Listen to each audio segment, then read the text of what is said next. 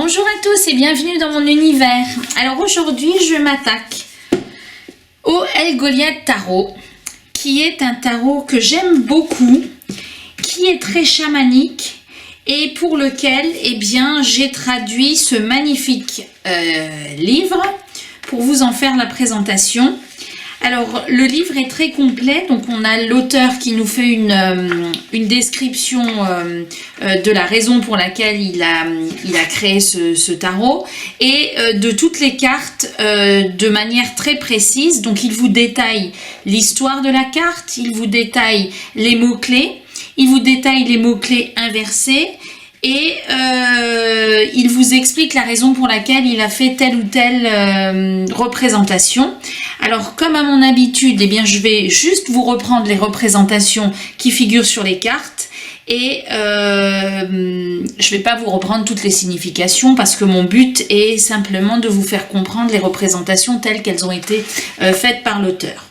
Donc on va s'y mettre. Alors je pense que ça va mettre un petit peu de temps, donc il faudra peut-être prendre un petit café et, ou un petit thé ou ce que vous voulez et on va s'y mettre tout de suite. Alors il y a juste les cartes oui et non que je vous montre mais qui ne font pas, voilà. Donc je vais prendre le livret et on va pouvoir commencer. Donc on va commencer par les arcanes majeures et on commence par le fou. Donc traditionnellement le fou est sur le point de descendre directement du bord d'une falaise, mais dans cette interprétation l'auteur a fait en sorte que le fou ait déjà fait le pas de la foi, qu'il ait déjà fait le saut. Donc on voit ce rat qui a une médaille autour du cou. C'est une médaille de reconnaissance parce qu'il est courageux et qu'il a osé faire ce saut. Il n'a pas les yeux bandés parce qu'il est conscient de ses choix et il ne sait pas exactement où il va atterrir, mais il sait nager. Le magicien. Donc dans cette représentation, on voit une majestueuse panthère noire assise droite et alerte qui regarde vers l'immensité. Elle tient dans sa bouche une pipe fumante car elle est dans un état cosmique de transe et de travail intérieur, un peu comme un chaman. L'énergie cosmique se déverse et rayonne de ses yeux et de sa bouche. Elle porte une coiffe chamanique en bois de cerf pour indiquer sa position sur le pont. Ah, ce que j'ai oublié de vous préciser, c'est que c'était un tarot spécifiquement fait pour c'est un tarot de l'ombre. Pour faire du développement personnel, vous pouvez évidemment avec tous les tarots faire de la divination si vous le souhaitez, mais celui-là il est particulièrement dirigé vers le développement personnel et dans toutes les explications qui vous sont faites, on a une grande histoire de la raison pour laquelle l'auteur a voulu choisir ces représentations et on a aussi plein de conseils et plein d'explications en plus des mots-clés. Alors ensuite, on passe à la papesse. Alors là, c'est une carte qui fait très sorcière. C'est une belle énergie de sorcière qui est connectée à la lune, à la nature, à l'observation, à la fois de l'obscurité et de la lumière. Ces deux côtés sont représentés dans cette carte par les deux arbres lumineux, donc qui sont derrière, qui agissent comme des piliers de chaque côté d'elle. L'un est noir et l'autre blanc. Donc c'est un chat de type égyptien qui est plein de secrets et ses oreilles agissent comme ses antennes radio pour l'énergie cosmique. Son troisième œil est ouvert avec le symbole du croissant de lune autour, un hommage aux constructions religieuses. On passe à l'impératrice. Donc là, on a un magnifique pan blanc éthéré qui brille dans le noir. C'est une présence fantomatique fluide dans son énergie. Elle a des petits orbes lumineux qui sont dérivés de la nature et du cosmos, flottant tout autour de lui dans l'obscurité, et ceci représente toutes les énergies créatrices et bouillonnantes. On voit cet animal de profil, tandis que ses os, ses ailes et sa partie anatomique du corps sont très enroulés autour de son bébé. le bébé qui est un pan albinos parce que le blanc représente la pureté et que les animaux albinos sont très rares. L'empereur. Alors là, c'est une antilope forte et sévère qui est assise dans son domaine dirigeant avec ses cornes sombres et dominatrices pointues, alertes et droites. Ses yeux vous transpercent, vous regarde droit dans les yeux avec son regard fort et sérieux, alors qu'elle surveille de manière calculée et méthodique son royaume. Elle porte une robe drapée, confectionnée à partir de plumes métalliques sur ses épaules comme une armure. Un collier décoratif et protecteur en cornes de bélier est suspendu autour de son cou. Symbole, voilà, là les cornes de bélier, symbole astrologique de son signe dominant, le bélier. Et derrière elle se trouvent 2 lances de guerrier représentant sa nature puissante. Le hiérophante. Donc là, l'auteur nous indique qu'il a voulu créer une ambiance bohème, mystérieuse et légèrement baroque qui était complètement abstraite et ouverte aux interprétations. Il nous dit qu'il a représenté un oiseau qui ressemble à un vautour qui nous tourne le dos, cachant son visage, ses ailes sombres et repliées vers l'intérieur. Sa ligne de vue frontale est vers un sol désertique, asséché et fissuré. On ne voit que des montagnes lointaines en arrière-plan, ce qui pourrait suggérer qu'il s'agirait peut-être d'un lac ou d'un fond marin asséché. Le ciel au-dessus du hiérophante est turbulent, maussade et dramatique, ajoutant un sentiment de drame. La lumière se détache du centre de la carte pour former une croix quelque peu abstraite et symbolique. Des plumes noires dépassent vers l'extérieur et le haut de son corps, encadrant le cou et la tête, donnant à la forme une grandeur audacieuse et décorative. Le couvre-chef reprend la forme de la coiffe traditionnelle du pape et d'un turban, et les petits yeux regardent vers l'extérieur. Le hiérophante a les yeux partout. Il y a des dents humaines qui sont enfilées dans une chaîne qui pend depuis la nuque, ainsi que 2 crochets métalliques pointus, enfoncés dans ses ailes, reliés par un tissu en soie, indiquant une classe supérieure de statut.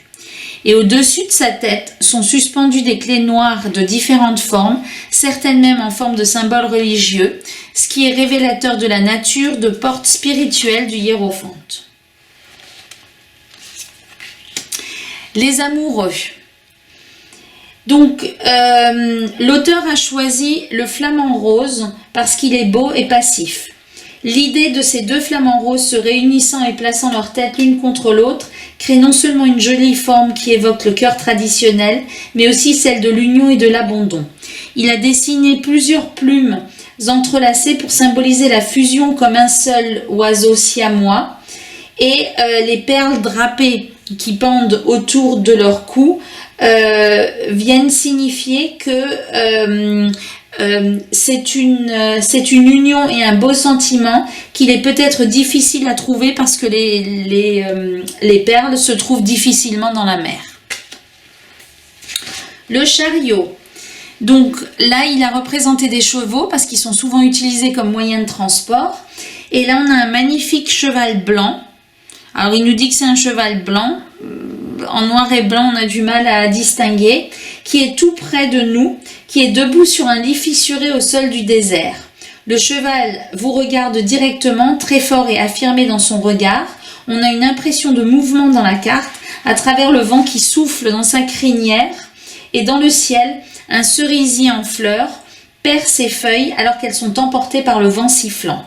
Le soleil brille sur cette scène et nous avons une impression de changement dans l'air.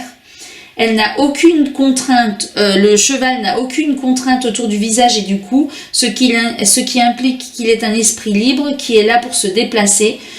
On ne lui dit pas quoi faire ni où aller. La carte de la justice. Alors, il a représenté la carte de la justice en 8, alors que toutes ces définitions renvoient au rider. Donc, c'est un choix de le représenter comme les chiffres comme dans le tarot de Marseille, mais en tout cas, les significations sont plutôt plus proches du rider. Donc, pour la carte de la justice, il a voulu une sensation paisible pour cette carte. Un troupeau de belles colombes blanches, libérées d'une cage, s'échappent et s'envolent dans le ciel nocturne. Les colombes portent dans leur bec des morceaux de branches d'olivier, symbolisant la paix, l'harmonie, la vérité et la souveraineté. L'ermite. Alors là, il a choisi un animal qui vit dans sa coquille et qui transporte sa maison. C'est une immobilité totale et un silence intérieur. Donc on voit un petit tatou qui est enfoui au plus profond de la terre, qui se retire dans son cocon et bénéficie de la protection de sa carapace. Les racines de la terre représentent son ancrage et sa connexion avec elle. La rondeur de sa carapace dure est comme une armure, lui offrant protection, abri, et elle a la forme ovale. Donc je vous fais vraiment un résumé parce qu'à chaque fois j'ai 3 ou 4 pages d'explications pour chaque carte, mais j'essaye de pas passer trop de temps sur chaque carte. La roue de fortune, donc là elle a été choisie pour une manière chamanique naturelle qui est basée sur la magnifique cuisine naturelle de papillons, de cristaux, de différentes plumes d'oiseaux, de pierres précieuses et de trésors provenant du sol forestier. Assis au sommet d'une souche d'arbre coupée comme axe de la roue, nous voyons tous les anneaux de l'arbre indiquant la durée de vie et de sa ligne temporelle. La force, alors ça c'est l'une de mes cartes préférées parce qu'on ne sait pas qui a le plus de force entre la force tranquille du serpent et la force plutôt affirmée du lion. Alors là, il nous indique qu'il a voulu représenter un cobra et un lion. Et pour pouvoir voir la force sous 2 angles, la férocité du lion qui rugit de colère, et le lion qui a un pelage doré et majestueux, et le cobra qui est à portée de frappe, mais le lion est bien conscient du pouvoir intérieur venimeux de la morsure sacrée du serpent. Et il nous indique que peut-être que le cobra apaise la rage du lion avec son regard doux. Le pendu. Donc là, on a un vieux singe sage dans les montagnes de l'Himalaya. Sa queue est enroulée autour des vignes et de la mousse, le suspendant complètement au sol et la tête en bas. Il a grimpé dans les montagnes, au-dessus de la brume et du brouillard, loin de tous les autres singes pour être seul avec ses pensées et se connecter à son moi supérieur. Le geste de ses bras croisés représente son humeur de « je n'ai pas encore décidé » et une légère autoprotection. Alors en fait, il nous explique que ce personnage a été inspiré du professeur de karaté Monsieur Miyagi dans un film des années 90 que certains connaissent. Moi en tout cas, c'était le film Karate Kid. Ses yeux sont grands ouverts et évaluent tout dans un silence suspendu complet. En fait, c'est la représentation du Bouddha zen et dans son pied gauche croisé, il tient des perles de Bouddha qui prouvent qu'il est en profonde réflexion et en contemplation. La carte de la mort. Donc là, on a une représentation squelettique d'un serpent qui se glisse dans et hors champ de la carte, donc hors de l'œuvre d'art, qui encadre un papillon dans l'obscurité. La présence du serpent est un symbole animal parfaitement approprié pour le changement, l'expansion et la décomposition de sa forme. C'est également une référence au symbole de l'infini avec le serpent mangeant sa propre queue, représentant l'éternité. Et de chaque côté des ailes du papillon, il y a 2 pendules qui sont suspendus. L'un est blanc brillant et qui contient la vie, et l'autre est obscur et il contient la mort. Tempérance. Donc au Japon, le koi, c'est un mot qui signifie la carpe. Et en l'occurrence, le koi ou la koi est considéré comme un symbole qui permet de surmonter l'adversité, un symbole de paix, de tranquillité et d'harmonie. Donc là, on voit une belle koi nager dans un étang plus profond et plus sombre qui est rempli d'eau propre purifiée, peut-être du dessous de la planète. Au milieu de la carte, on voit une fleur de lotus ouverte, brillante comme un orbe qui contient le symbole du yin et du yang pour représenter l'équilibre de la lumière et de l'ombre. Alors cette carte, je l'aime pas trop. Elle est un peu... bon. En tout cas, le but, c'était de vous faire une carte du diable mémorable et percutante. Alors là, on voit une présence sombre et puissante chez une chèvre blanche assise dans une forêt sombre la nuit. Du sang coule de son menton, de sa bouche tachée et de ses dents pointues. Elle dégouline, le sang dégouline fraîchement car il vient de se nourrir d'un autre animal dans la forêt.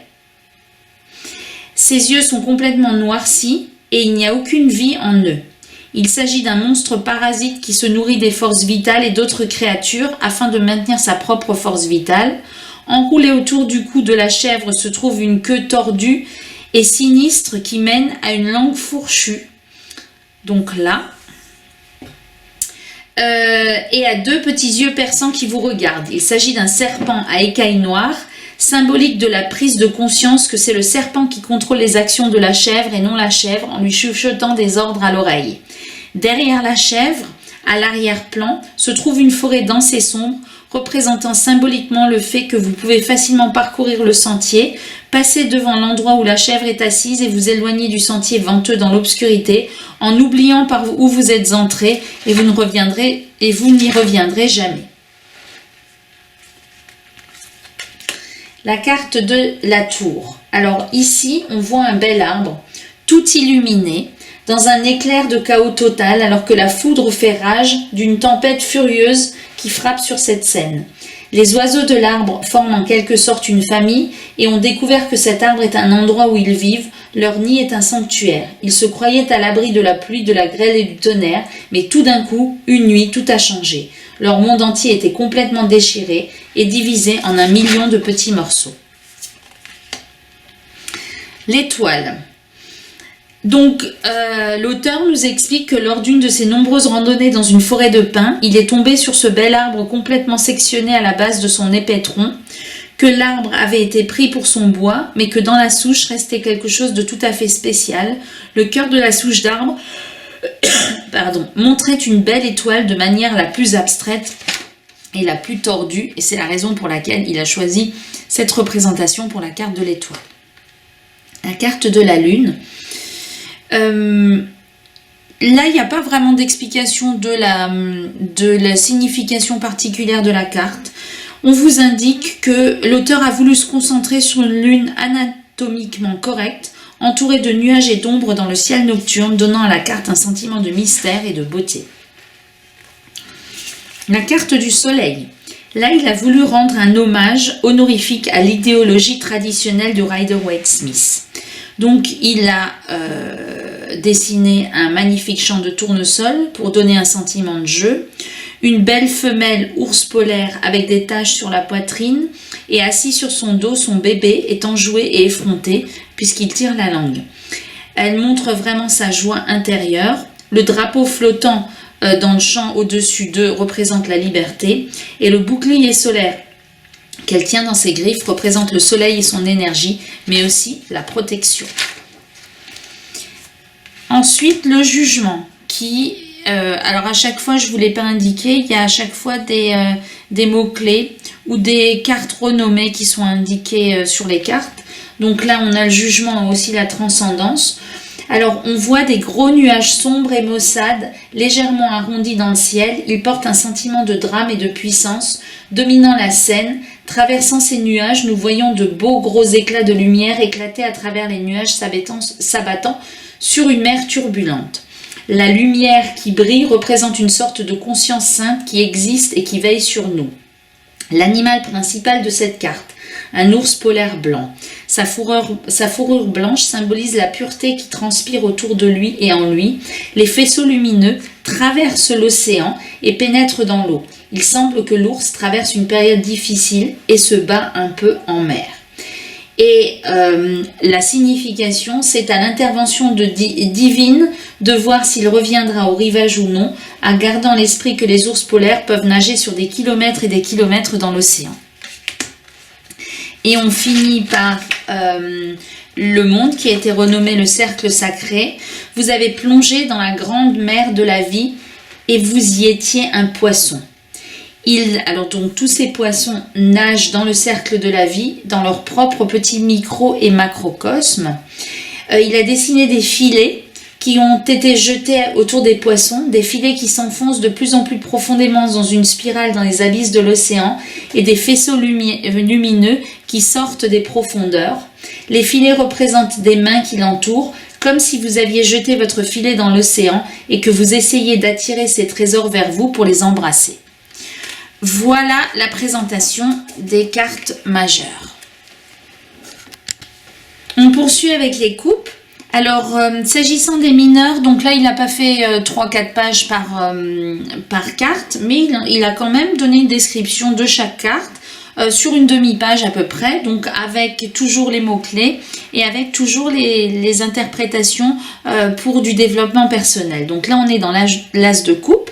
Dans l'obscurité, nous voyons un beau calice suspendu dans les lourds nuages sombres avec de l'eau qui coule d'en haut, le remplissant tellement qu'il ne peut plus s'empêcher d'éclater sur les côtés et de déborder en abondance. Le 2. Deux serpents se cambrent suspendus dans les airs, se soutenant l'un l'autre dans une forme infinie. La nuit, ils s'étendaient sur le sable chaud sous une pléthore d'étoiles, représentant le grand divin et l'univers dans son ensemble. Leurs langues sont entrelacées et emmêlées dans un nœud et enroulées autour d'un pendentif à tête de lion, représentant la force et la santé. Les deux calices devant eux se portent un toast pour célébrer un joyeux moment d'union et de rapprochement. Les serpents reflètent le mélange et la fusion de l'énergie d'une personne avec une autre. Le 3. Trois oiseaux noirs, tous de même taille et race, portent des casques à crâne en os pour représenter leur appartenance à un pacte de groupe. Les pattes des oiseaux agrippent chacune un côté d'un triangle. C'est le symbolique de la Trinité. Chaque côté apporte quelque chose d'unique au groupe. Le 4. La lionne est la représentation d'un puissant prédateur et un être très actif. Le livre ouvert sur lequel elle repose représente l'opportunité d'un savoir qui coule librement vers elle, mais la lionne semble regarder au loin, presque indifférente et occupée par ses propres pensées. Le 5 de coupe. Sur un sol désert, brut et fissuré, on voit 5 calices dont 3 ont été renversés, provoquant le déversement de leur contenu liquide sur le sol sec. Le 6. Deux hippocampes devant un point d'eau sont pleins de vie et d'énergie. Des fleurs de lotus les entourent, représentant la paix, l'équilibre et la tranquillité. Les oiseaux se posent sur les animaux géants et il y a un sentiment de partage. Tous les animaux ont besoin d'eau. L'eau est la vie et apporte l'union dans la survie dans la nature. Cet étang est plein et tout le monde s'amuse. Le 7 de coupe. Nous voyons des tentacules de poulpe émergeant de l'océan et tenant 7 tasses. Dans les tasses, nous voyons différents éléments, animaux, symboles et archétypes qui représentent l'illusion de ce qui pourrait être et non de ce qui est. Le 8 de coupe, que j'aime beaucoup. On voit une panthère noire qui gravit un étroit escalier de pierre vers une porte suspendue dans le ciel nocturne. Sous elle se trouvent 8 calices, tous à moitié enfouis dans le sable, indiquant qu'ils sont là depuis un certain temps, ce qui signifie que la situation que représente cette carte est quelque chose qui est devenu obsolète pendant une longue période de temps, comme le sable qui s'accumule et remplit les calices. Cette carte parle de transition et d'abandon d'un temps révolu. Le 9 de coupe, alors là on voit la représentation d'un pélican mâle qui a dans le bec, donc il tient la bouche ouverte et il est capable d'attraper des poissons qui sautent avec très peu d'effort. Le pélican s'est positionné pour lui permettre d'atteindre ses objectifs en attrapant du poisson avec très peu d'intervention. Et c'est le sentiment que le 9 de coupe vous communique en ce moment. C'est que vous allez récolter quelque chose que vous méritez sans faire beaucoup d'efforts. Parce que les efforts ont déjà été faits. Le 10 de coupe, alors là on voit des orques sauter de joie à travers la brume des nuages vers des royaumes plus élevés. Des faisceaux de lumière traversent les nuages. Le page de coupe, Alors on voit l'énergie d'une jeune biche. Elle est très intuitive sur le plan émotionnel et regarde le monde qui l'entoure avec gentillesse. Elle ne fait qu'un avec la nature et parle plus doucement et plus poliment. Elle est entièrement gouvernée par son cœur et apprend à combiner la logique avec ses émotions lorsque les choses lui semblent irrationnelles. La biche porte sur la tête une couronne composée de roses et de papillons, drapée de perles blanches. Elle est très fière de son apparence, mais n'est pas vaniteuse. Le cavalier, donc là on a un jeune loup mâle qui regarde les étoiles. Il a un pied dans le monde des rêves et un pied dans l'autre. Il est charmant, agile et attirant. Il a un lien avec une tribu ou une meute. Tout comme le loup, le chevalier de coupe est un puissant chasseur qui poursuit ce qu'il veut. La reine de coupe, donc là on a un ours qui porte une couronne de cristal d'améthyste qui regarde les étoiles, le cosmos et l'au-delà. La nuit est claire et représente sa clarté d'esprit.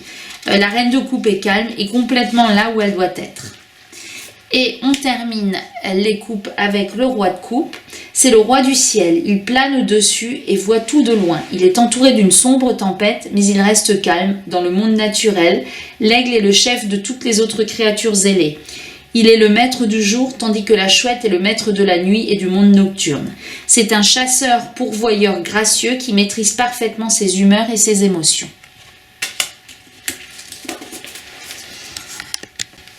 On passe au denier, donc l'as de pentacle. L'argent arrive et cette carte vous rappelle que vous pouvez sortir de votre situation financière actuelle pour en changer. Le serpent symbolise ici le symbole de l'infini que l'on voit dans la carte du magicien et de la force. La carte du 2 de pentacle indique que vous apprenez maintenant à équilibrer votre santé émotionnelle et votre santé physique. Le 3 de pentacle, on voit ici un petit louveteau, le dos tourné vers nous. Alors je vous avoue que je n'avais pas vu ce petit louveteau quand j'avais regardé les cartes pour la première fois. Je voyais que ces 3 personnages, mais je ne voyais pas ce petit louveteau. Donc il est assis, le dos tourné vers nous. Et il regarde attentivement 3 grands personnages vêtus de robes. Les robes signifient un statut et un savoir supérieur. Les personnages portent tous des têtes d'animaux différents et regardent de loin ce jeune chiot. Le chiot indique un bébé qui est encore nouveau dans cette vie ou dans ses efforts de formation et d'apprentissage, car l'éducation est primordiale pour la vie et la qualité de vie que l'on peut posséder. Le 4 de pentacle. Au sommet d'une montagne, au-dessus des nuages, se tient une chèvre, la tête baissée et les cornes relevées pour se protéger. Au loin, nous pouvons voir d'autres chèvres de montagne, alors très au loin, broutées sur le flanc de la colline la plus éloignée. Ils sont séparés des autres pour être seuls.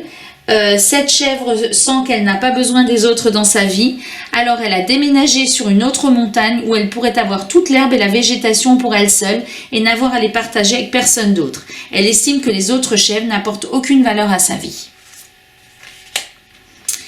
Alors ça c'est une carte difficile avec ces chevaux amaigris. Enfin il y a quand même des cartes difficiles dans ce jeu. Et donc, il indique que 2 chevaux gisent à moitié effondrés et gelés dans la neige au sommet d'une montagne. Des corbeaux noirs et sinistres tournent au-dessus, se disputant pour savoir qui recevra en premier quelle partie des cadavres proches des chevaux. Les chevaux meurent de faim et n'ont plus ou peu d'énergie vitale pour se relever et continuer. Cette carte n'est pas une carte amusante, mais une carte de grand désespoir, de difficulté et de chagrin. Le 6 de pentacle. Alors là, on voit un solide taureau blanc et musclé qui nous regarde directement alors qu'il se tient dans la faible lumière d'un ciel nocturne nuageux. Le taureau est un animal très fort, lié par nature à la pureté, à l'assiduité, à la tolérance et au travail acharné. Suspendus de chaque côté de ses cornes, nous voyons des pendules en forme de chaîne avec des écailles de forme circulaire, chacune contenant des orbes, l'un blanc et l'autre noir. Autour de son cou se trouve une belle chaîne masculine avec des clips en métal blanc et noir et on a un sentiment d'équilibre dans cette carte et on nous indique que vous avez obtenu l'abondance et que vous êtes désormais en mesure d'offrir de l'aide à ceux qui pourraient en avoir besoin. Le 7 de pentacle, celle-là je l'aime bien. Une grenouille qui a réussi à se positionner bien parmi un groupe florissant de pièges à mouches de Vénus. Elle s'assoit et n'a pas grand-chose à faire pour obtenir ce qu'elle veut. Le piège à mouches attire les fourmis, les mouches et autres insectes dans sa mâchoire. La grenouille le sait et c'est pourquoi elle s'y est nichée. En se camouflant parmi les pièges, elle est capable d'attraper n'importe quel repas qui arrive avec très peu d'efforts. Pour moi, le 7 de Pentacle, ça représente plutôt le fait d'attendre encore. Alors là aussi, ça représente l'attente. En fait, on a semé et on attend que ça porte ses fruits. Et donc, elle a trouvé le piège et elle attend que ça porte ses fruits et qu'elle puisse avoir ses insectes et ses mouches. Le 8 de Pentacle, avec cette magnifique araignée. Les araignées sont parmi les travailleuses les plus acharnées du monde naturel. Leur patience et leur diligence est presque inégalée et elles ont tendance à vivre et à travailler seules. Dans cette illustration, on voit une araignée qui a travaillé dur pour construire son piège en soie. Et elle a attrapé sa proie et l'a bien enveloppée pour la conserver pour son repas plus tard. Lorsque la toile d'araignée est brisée ou détruite, l'araignée ressort immédiatement dès qu'elle peut se reconstruire en toute sécurité et remettre sa toile sur les rails. J'aime bien la représentation de l'araignée de manière générale pour le 8 de Pentacle parce que ça correspond bien à la signification de la carte, je trouve. Le 9 de Pentacle. Cette carte est de nature plus efféminée et montre une biche tachetée penchée en avant et regardant un ruisseau rempli de fleurs de lotus et de nénuphars rougeoyants. L'énergie de cette carte est qu'elle profite de la nature, se sent en sécurité et se détend dans son environnement. Cette carte est une représentation belle et simpliste de la nature. Le 10. Alors dans cette représentation, on voit une huître ouverte et 10 belles perles noires à l'intérieur. Elles sont toutes placées dans l'arbre de vie de la Kabbale. Donc, c'est les représentations. Le 10, c'est l'arbre de vie avec ses 10 centres brillants de vie et de pouvoir. Le page de denier, on voit la fusion d'un papillon avec le visage d'une jeune renarde. Cela montre un côté doux et associé à la ruse astucieuse du renard. L'énergie du totem du renard consiste à être rapide et adaptable pour influencer les choses autour de vous pour arriver là où vous voulez aller. La reine de Pentacle, le chevalier, il est représenté par un jeune faucon mâle. Il ressemble à un guerrier vêtu d'un casque de style aztèque avec des perles autour du visage. Le faucon apprend à voir les choses et les situations sous un angle plus élevé. Il gagne ainsi plus de terrain et de connaissances et ses observations sont tout pour lui. Il apprend à maîtriser ses capacités. La reine de denier. Les plantes semblent fleurir autour d'elle. C'est le genre de femme qui peut tout faire. Carrière, cuisine, ménage, tondre la pelouse. Il y a des explications qui me laissent un peu perplexe. Bon, tondre la pelouse, gérer une entreprise, être mère, changer les couches, gérer une maison tout en même temps et sans transpirer. Elle est la mère originelle de la terre. Donc là, on a un magnifique tigre blanc qui nous regarde à travers l'herbe. C'est une puissante chasseresse qui poursuit ses proies pour subvenir aux besoins de ses petits. Elle protège sa famille et ne permettra à rien de les déranger. Et là, on finit avec le roi de Pentacle, un majestueux tigre du Bengale blanc, vous regarde directement. Son regard est fort et puissant. Cette énergie regarde directement dans votre âme à travers vos yeux. Il s'agit d'une énergie masculine basée sur la discipline, la structure et le contrôle. Il porte une couronne de cristal avec des roses sur la tête pour montrer sa passion et son pouvoir. Il prend les choses à bras-le-corps. Voilà pour les deniers. On poursuit avec les bâtons. Donc là, on a l'as de bâton. Dans les nuages au-dessus de la mer, traversant la brume et le brouillard, une belle branche de fleurs de cerisier pointe vers la lumière du soleil et au-delà, vers le cosmos. La lumière jaillit d'en haut et dissipe la brume du doute et de l'incertitude. Le bâton est chargé et les bourgeons au sommet commencent à fleurir, apportant avec eux une énergie nouvelle et vibrante alors qu'ils éclatent en fleurs. Le 2. Nous voyons 2 cornes noires d'une impala levées vers le ciel en prévision de recevoir cette énergie. Les 2 cornes agissent un peu comme une antenne ou un conducteur électrique. C'est une carte de pouvoir et d'inspiration. Le 3, alors là, il n'y a pas d'explication de la représentation. On vous dit que cette carte vous invite à regarder le monde et à vous imprégner de nouvelles expériences, à trouver votre place et votre peuple qui peut vous soutenir et vous reconnaître, votre tribu.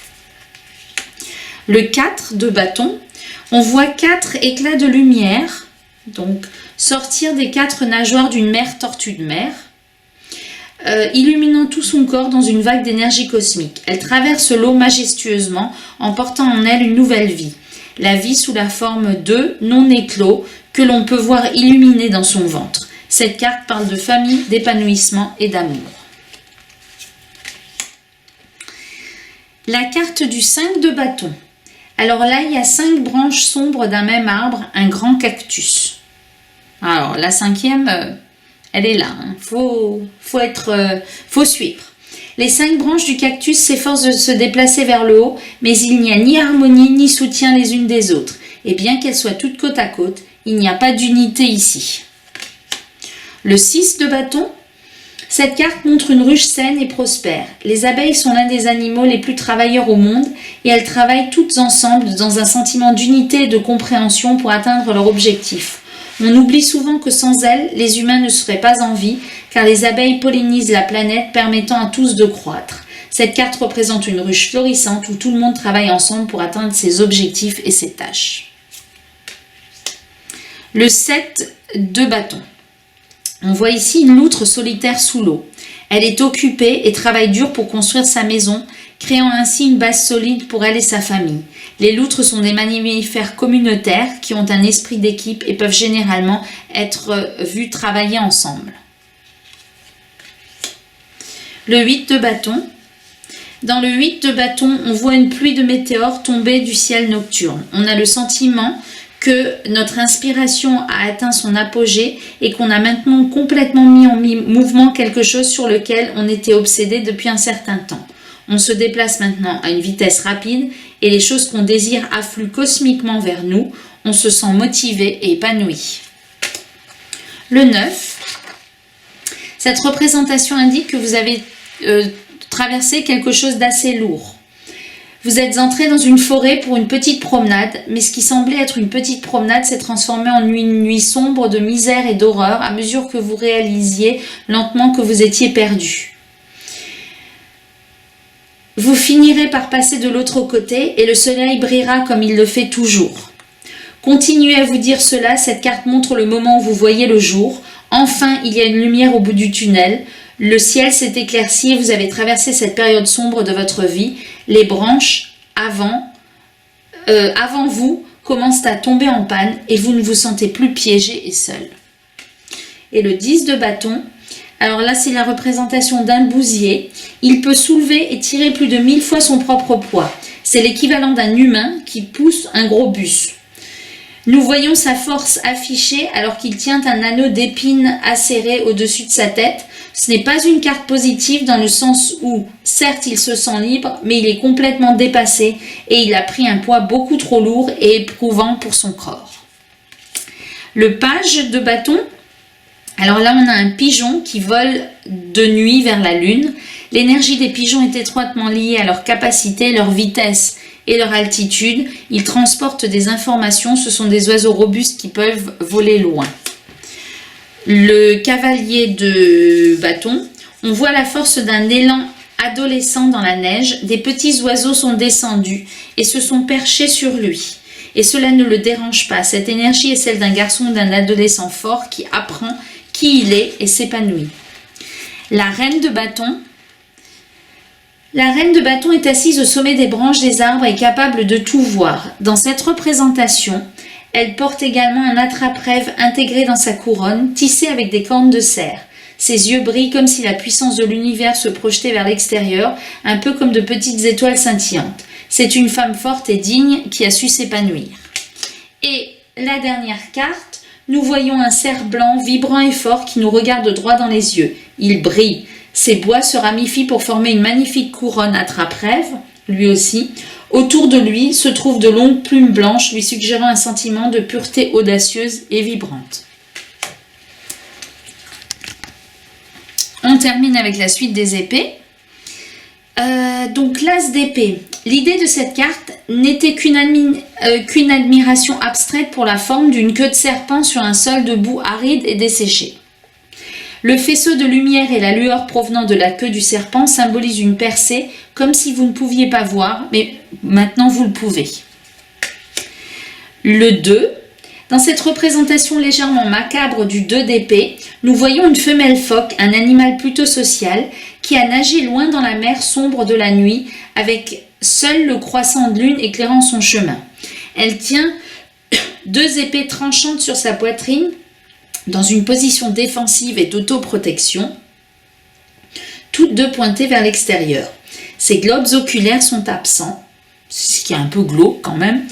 Ces globes oculaires sont absents de leurs orbites et sont remplacés par 2 bougeoirs, tous 2 allumés et pointés vers l'extérieur, ce qui signifie métaphoriquement qu'elle éclaire son propre chemin, sans toutefois se permettre de voir ce qui est réellement là.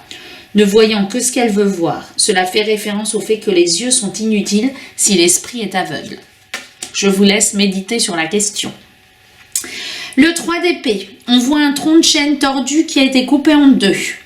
Qui ne laisse qu'un moignon de ce qui était autrefois, ce qui signifie que quelque chose devenait fort jusqu'à ce qu'un changement soudain et dramatique provoque un déplacement et une fracture de l'arbre. L'arbre ne peut pas s'en remettre et tout ce qui reste est un tronc qui finira par pourrir et se décomposer. Au sommet du moignon, on trouve un dôme de verre et à l'intérieur un cœur anatomique percé de 3 épées tranchantes. La douleur dans cette image est évidente. Le 4 d'épée, attendez, je vais remettre mon petit livret parce qu'on arrive sur la fin et il va se casser la figure. Voilà. Le 4 d'épée.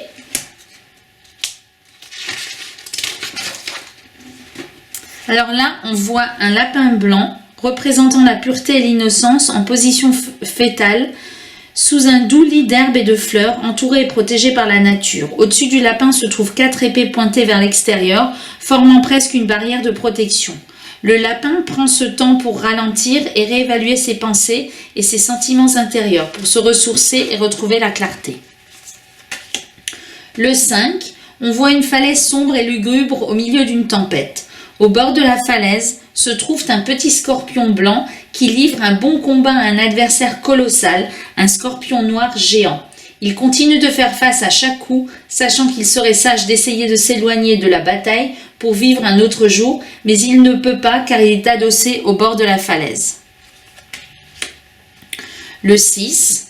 Un grand oiseau aigrette enneigé s'envole, survolant le sommet de roches pointues et déchiquetées, des flammes, et 6 épées toutes pointées vers le haut, semblant peu accueillantes. Le sentiment immédiat ici est clair, vous devriez vous diriger vers des pâturages plus verts. L'oiseau porte son nid avec ses serres, ses précieux œufs toujours rentrés à l'intérieur. Il s'éloigne des problèmes auxquels il a été confronté et s'envole vers la mer sans se retourner. Le 7 d'épée. Alors là, on a un serpent géant qui s'est faufilé dans un nid d'oiseaux. Le serpent est un prédateur patient. Il surveille et attend que le nid soit laissé sans surveillance. Le serpent cherche à prendre un repas rapide et à partir. Il sélectionne soigneusement l'œuf qu'il va dévorer en premier.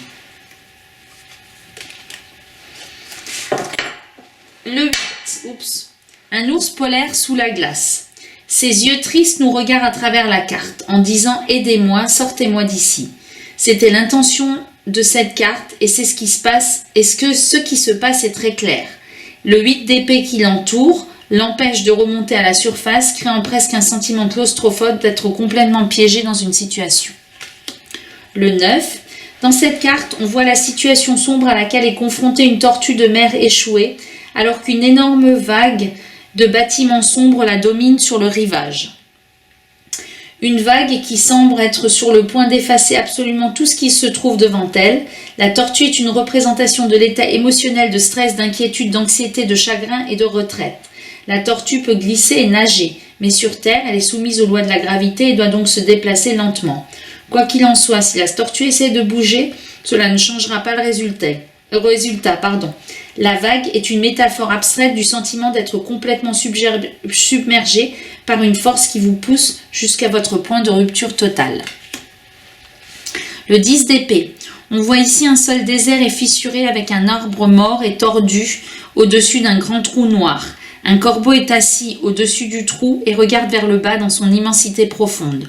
Le trou représente un espace où se trouvait quelque chose. Ce quelque chose a été enlevé et tout ce qui reste est l'ancien espace et la coquille de ce qu'il était autrefois. Cette carte est aussi sombre que possible. Des corbeaux morts gisent éparpillés sur le sol de terre brûlée. Il n'y a pas d'eau, il n'y a pas de place pour la vie. Cette carte signifie que vous venez de toucher le fond. Le page d'épée. Alors, on voit le page d'épée qui soulève une épée de quelques arbustes épineux sans se rendre compte de l'effort qu'il aurait besoin pour soulever l'acier vers le haut en premier lieu. Le page d'épée veut aider et réparer toute forme d'injustice envers les autres, mais manque souvent des connaissances. Le cavalier d'épée, alors on voit la capuche distinctive d'un adolescent King Cobra. Il est relevé, posé, gonflé et prêt à frapper pour se défendre si nécessaire. Face à lui, dans le noir, se trouve une colonie de mangoustes. Leurs yeux se tournent tous vers leur intrus. Le cobra a cherché de la nourriture et est entré par inadvertance dans son sanctuaire intérieur et se retrouve maintenant confronté à ce plus grand ennemi. Les réflexes rapides de la mangouste et sa peau épaisse la rendent assez résistante au venin mortel du cobra et ce cobra apprend maintenant qu'il est surpassé. La reine d'épée. Alors on voit une femelle faucon dans le noir, son énergie est vive et audacieuse. Elle porte un casque baroque élaboré qui s'attache à l'avant de son bec avec des chaînes suspendues en métal. Elle possède une nature pointue dans ce jeu et est vraiment une reine dans sa propre vie, n'acceptant que le meilleur absolu. Elle est sévère et ne montre pas beaucoup d'émotions. Et le roi d'épée, un grand-duc d'Amérique regarde droit devant lui sous la lumière de la lune brillante. Dans sa bouche pend sa proie morte, un mulot blanc. Le roi des épées a plongé avec rapidité et précision. Son souci du détail est incroyable et il ne manque pas grand-chose. L'énergie du roi des épées réside dans la logique et il aime mettre les faits au clair. Alors, on termine parce que je ne vous ai pas dit, mais il y a des cartes supplémentaires parce que l'auteur nous explique. Alors, j'ai dit à chaque fois l'auteur, je vais quand même vous donner son nom. Je le cherche. Je vais le trouver. Attendez. Ben, je ne l'ai pas trouvé. Bon.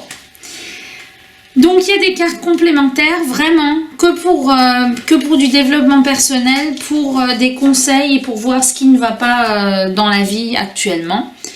Donc là, on a la carte de l'attention. Donc là encore, il y a une carte avec le mot et une précision. Donc là, c'est l'attention avec la souris attentive. On voit une souris blanche craintive qui a de manière insoupçonnée approché un serpent sur une piste sombre au cours de son voyage. Elle se tient littéralement devant le serpent et cette carte vous invite à être vigilant. La carte de l'attrape-rêve d'ombre. Cette attrape-rêve est plutôt un rappel de prêter attention à vos rêves, visions et peurs intérieures les plus sombres. Elle vous demande de prêter plus d'attention à votre état de rêve et de faire face à des choses dont vous pourriez avoir peur et que vous avez peur de gérer et de voir. Ensuite, on a le serpent qui mue. Ici, on voit un être qui est en train de muer sa peau afin d'avancer hors des espaces dans lesquels il se trouvait autrefois. Cette carte vous demande directement de vous débarrasser des choses qui ne vous servent plus. Alors, la carte du cœur, c'est le cœur de Goliath. Et là, il vous indique que c'est une carte qu'il a fait spécifiquement pour les personnes qui ont acheté le jeu. De mon cœur au vôtre, peu importe où vous êtes dans le monde, merci, il y a une raison pour laquelle vous avez acquis ce jeu et cette carte concerne vraiment le fait de pouvoir entrer dans ce monde tel que vous êtes et de ne pas avoir peur d'être jugé ou opprimé. L'amour et foi et espérance, la forme du cœur enroulée autour de belles roses en fleurs avec des faisceaux lumineux pousse vers l'extérieur dans l'obscurité. La libération karmique, le cerf karmique. Cette carte concerne la purge et la libération ou l'abandon de la douleur. On voit une belle libération se produire avec un cerf gris ouvrant la bouche et libérant des centaines de papillons flottants, tous se libérant et se dirigeant vers le ciel nuageux. Les papillons représentent les dernières étapes de l'évolution et la fin ou le début d'une nouvelle étape de la vie d'un être. La nature, la graine sauvage.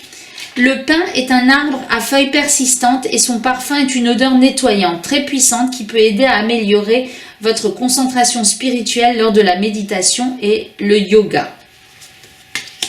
La carte du feu sacré, du feu de joie. Le feu est la représentation spirituelle de l'énergie de l'âme et de l'esprit. L'inspiration de cette carte, il s'est basé sur un feu de joie. Il a pris des choses qui ne lui servaient plus et les a jetées dans les flammes. Les bois originaux et de serre dans les flammes symbolisent l'abandon des vieux paradigmes et la renaissance de nouveaux sous de nombreux cieux nocturnes à venir. Là, on a la carte des tribus des âmes karmiques, la famille. Alors là, on représente une petite baleine à bosse qui nage aux côtés de sa mère géante et protectrice. Les baleines migrent vers différentes parties de la mer, tout comme les âmes migrent vers différents groupes, contextes sociaux et familiaux. Je reviens, cette carte nous rappelle que vous n'avez pas d'âme, vous êtes simplement une âme. La force intérieure cachée, le chat de l'ombre. Un chat se tient debout et immobile devant le pied d'un arbre. Il n'a pas peur et est complètement calme, assis devant un feu brûlant. Le feu représente la flamme qui brûle en lui, même pendant les nuits les plus sombres. Derrière lui, nous pouvons voir l'ombre de son vrai moi et le pouvoir intérieur qu'il possède. Quelque chose se passe en ce moment qui a réveillé la force intérieure de votre âme. La carte du masque, le loup caché. Alors celle-là, je l'aime pas trop non plus.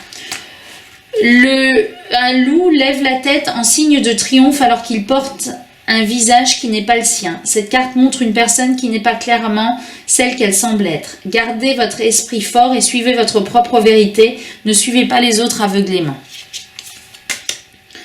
La carte du marais sombre. Alors, là, on n'a pas d'explication de la carte. On nous indique que le thème de l'ombre, c'est l'un des concepts spirituels les plus mal compris. L'ombre est le rejet physique et métaphysique de la lumière provenant de quelque chose ou de quelqu'un.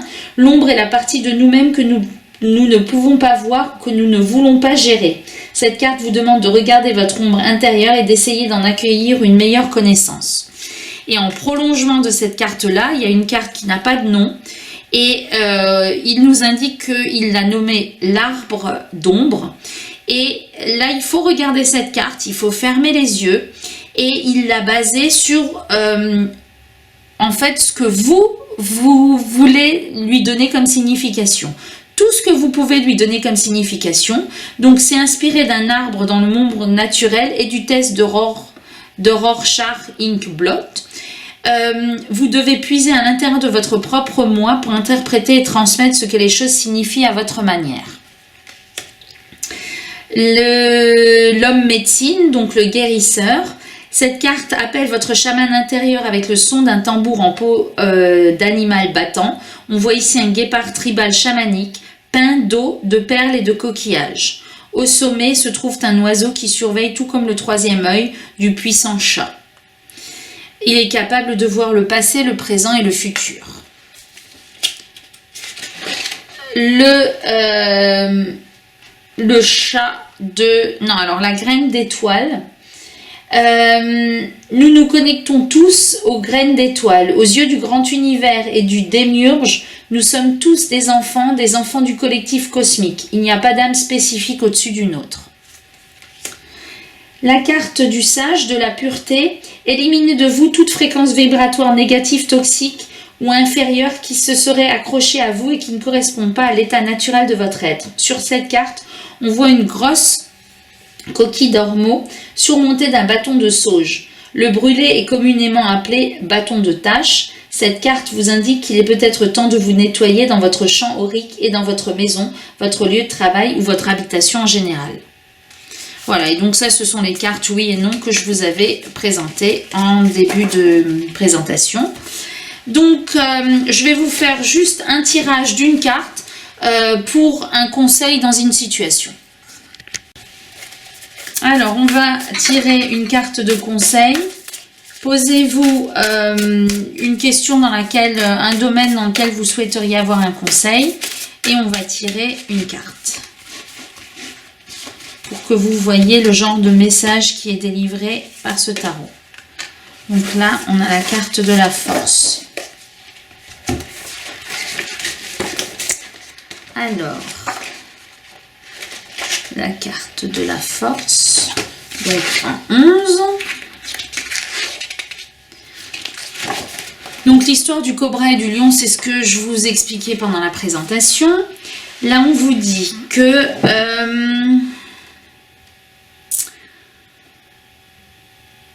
après avoir traversé l'explosion de l'adolescence, j'ai réalisé que je n'avais pas besoin de traverser la vie avec force, ni de m'en prendre aux gens avec force pour que mes besoins soient satisfaits ou pour être vus et validés.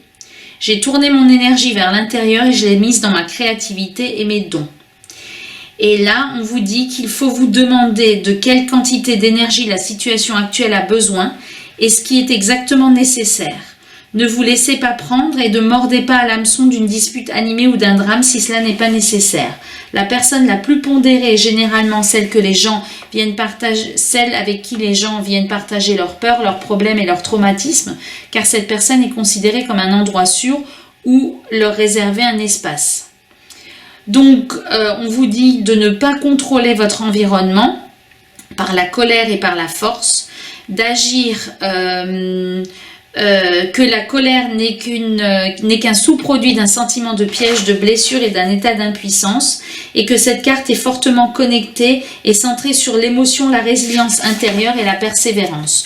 Donc, si vous avez une question qui concerne une situation dans laquelle vous vous demandez si vous devez persévérer ou pas, on vous dit de surtout pas être en colère, mais effectivement de persévérer, de crier, de pleurer et de libérer si vous en avez besoin, mais de ne pas le faire en blessant ni en faisant mal aux autres. Donc de vous recentrer sur vous et de croire en votre équilibre intérieur et en votre pouvoir. Voilà, j'espère que cette présentation vous aura plu et qu'elle n'aura pas été trop longue. À bientôt.